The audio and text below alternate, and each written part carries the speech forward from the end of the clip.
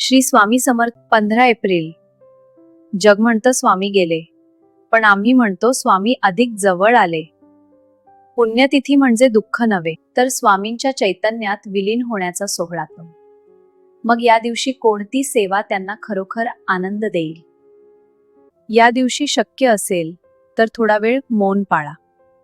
आरडाओरड करण्यापेक्षा शांत बसून स्वामींचे अभंग किंवा सारामृताचे अध्याय वाचा किंवा ऐका. शांत मनातच स्वामींचा आवाज ऐकू येतो. किमान 11 माळी जप करावा आणि 11 वेळा तारक मंत्र म्हणावे. स्वामींना काय आवडतं? प्रेम. आजच्या दिवशी कोणाबद्दलही मनात राग ठेवू नका. कुणाला तरी मनापासून क्षमा करा. एका तुटलेल्या नात्याला जोडणं ही स्वामींच्या चरणी सर्वात मोठी फुलं असतील. उद्या नैवेद्याचे 4 ताट करा. एक स्वामींना, दुसरे दत्तगुरूंना, तिसरे कुलदेवीला आणि चौथे पोथीला. संध्याकाळी घराच्या मुख्य उंबरठ्यावर तुपाचे 2 दिवे लावा. एक आपल्या घरासाठी आणि एक जगाच्या कल्याणासाठी.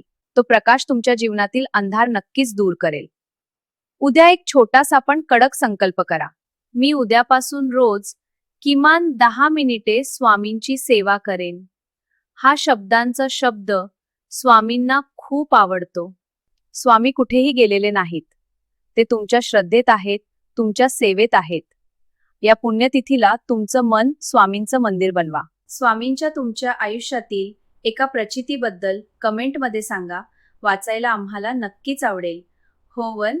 श्री स्वामी समर्थ.